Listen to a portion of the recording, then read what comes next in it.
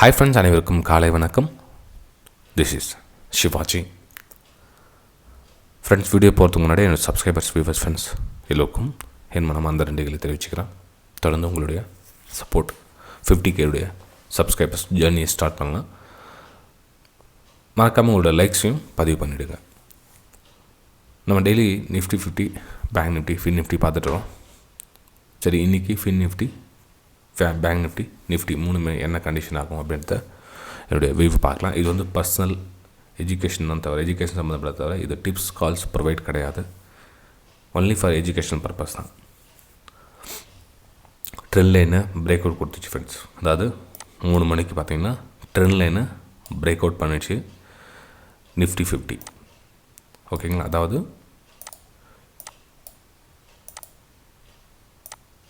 இந்த ரெசிஸ்டன்ஸு இந்த break out கொடுத்துச்சு.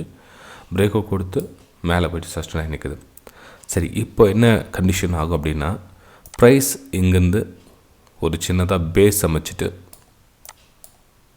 அமைச்சிட்டு இந்த 2 ஸ்டாப் லாஸையும் ஹிட் பண்ணும். அதாவது எங்கெங்கே ஸ்டாப் லாஸ் மேலே அப்பர் சைடில் இருக்கோ அந்த ஸ்டாப் லாஸை மேலே ஹிட் பண்ணிவிட்டு அதுக்கு மேலே, அதாவது 18,160 200 வரலும் மேலே ப்ரைஸ் மூவ்மெண்ட் ஆகிறதுக்கு சான்ஸ் இருக்குது ஃப்ரெண்ட்ஸ்.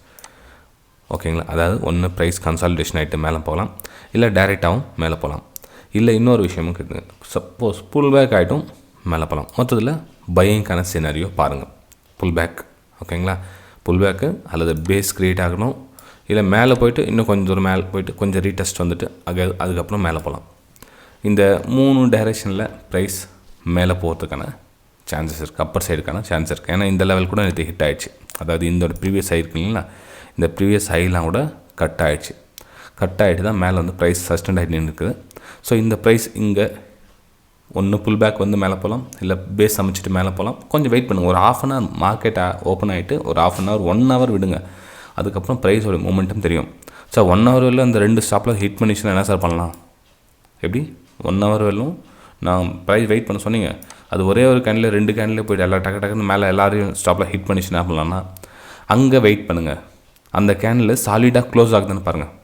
இப்போ ஒரு ½ அன் ஹவரில் எல்லாமே முடிச்சிச்சு, எல்லா டார்கெட் கடன்னு நல்லா ஃபுல்லாக மேலே போயிடுச்சு அப்படின்னா, ஸோ அங்கே அதனோட கேண்டலோட ரியாக்ஷன் தெரியும் உங்களுக்கு. அந்த கேண்டில் அங்கேயே சாலிடாக எல்லா ஸ்டாப்லாஸ் ஹிட் பண்ணிட்டு அப்புறம் அங்கேயே நிற்குதா, இன்னமும் 1 மணி நேரம் அங்கேயே நிற்குதா அப்படின்னா திரும்ப பையிங்கான வாய்ப்பு தான். ஓகேங்க. எல்லாம் என்ன பண்ணுவாங்க, மேலே போயிடுச்சு கீழே வரும் சேல் பண்ணுவாங்க. ஆக்சுவலாக என்ன ஒன்றா லைட்டாக கீழே வர மாதிரி வந்து புல் பேக் எடுத்து திரும்ப மேலே போகும்.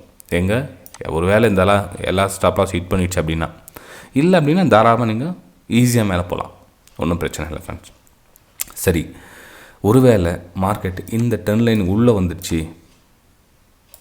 அதாவது ஏறின வேகத்துலேயே இறங்கி கீழே உள்ளே வந்து இப்படி இதுக்குள்ளே ட்ராவல் ஆகிட்டு இருக்குன்னா திரும்ப நம்ம இந்த ட்ரெண்ட் லைன் கீழே வெயிட் பண்ணலாம் செல்லிங்காக. எந்த ட்ரெண்ட் லைன் இந்த சப்போர்ட் கீழே வரைஞ்சிருக்கும் பாருங்கள், தெரியுதுங்களா? இந்த சப்போர்ட் எடுக்கிறதுக்காக இந்த ட்ரெண்ட் லைனுக்கு உள்ளே வந்துச்சுன்னா இங்கே இப்படி வரும். ஒருவேளை இந்த ட்ரெண்ட் லைன் உள்ளே வந்தால் தான் இந்த ஸ்டோரி. இல்லை அப்படின்னா ஒன்லி ஃபார் பையிங். இந்த ட்ரெண்ட் லைனுக்கு வெளியே இந்த மேலே அப்பர் சைட் ட்ரெண்ட் லைன் இருக்குல்ல, இந்த ட்ரெண்ட் லைனுக்கு மேலே உங்களுக்கு ப்ரைஸ் ட்ராவல் ஆகிற வரலும் ஒன்லி ஃபார் உங்களுடைய எண்ணம் எல்லாம் பை சைடாக இருக்கட்டும். இந்த ட்ரெண்ட் லைன் கட் ஆகிட்டு கீழே வந்தால் மட்டும் சேல் பண்ணுங்கள். நான் இதில் சேல் பண்ணுறேன் அப்படின்னா ரொம்ப டேஞ்சராக இருக்கும். எப்போது மேலே அப்பர் சைடில் கீழே வந்துட்டுருக்குது, மார்க்கெட் நெகட்டிவில் வந்துட்டுருக்குது, 18,000 கீழே வந்துட்டுருக்குது, நான் சேல் பண்ணலாம் அப்படின்னா எப்போ வேணாலும் மார்க்கெட் திரும்ப ரிஜெக்ட் ஆகிட்டு மேலே போகலாம். Only for buying side Nifty 50. சரி, நம்ம நெக்ஸ்ட்டு பேங்க் நிஃப்டி பார்த்துடலாம். பேங்க் நிஃப்டியில் இன்னும் கொஞ்சம் ஸ்பேஸ் இருக்குது ரெசிஸ்டன்ஸ் டச் பண்ணுறதுக்கு. அதாவது நிஃப்டியில் வந்து பிரேக் அவுட் கொடுத்துச்சு இல்லைங்களா, ஸோ இதில் வந்து பார்த்திங்கன்னா இந்த ரெசிஸ்டன்ஸ் பிரேக் அவுட் பண்ணுறதுக்கு இன்னும் ஸ்பேஸ் இருக்குது. மேபி அந்த ரெசிஸ்டன்ஸ் டச் பண்ணுறதுக்காக போகலாம். அந்த ரெசிஸ்டன்ஸும் கிராஸ் ஆகிட்டுனா நெக்ஸ்ட்டு இந்த எஸ்எல் எல்லாம் இங்கே இருக்கிற எஸ்எல் எல்லாம் ட்ரிகர் ஆகும். எந்த எஸ்எல்? இந்த எல்லா எஸ்எல்லும் ட்ரிகர் ஆகும் ஃப்ரெண்ட்ஸ். மேலே ஒரு ஜோன் க்ரியேட் ஆகிட்டு ப்ரைஸு இந்த எஸ்எல்லாம் ட்ரிகர் பண்ணி இந்த இதில் ப்ரைஸ் கொஞ்சம் சஸ்டெண்ட் ஆகிட்டு நின்றுட்டு அதுக்கப்புறம் மேலே போய்ட்டு இந்த மாதிரி கிராஸ் ஆகிட்டு இந்த மாதிரி ட்ராவல் ஆகும்.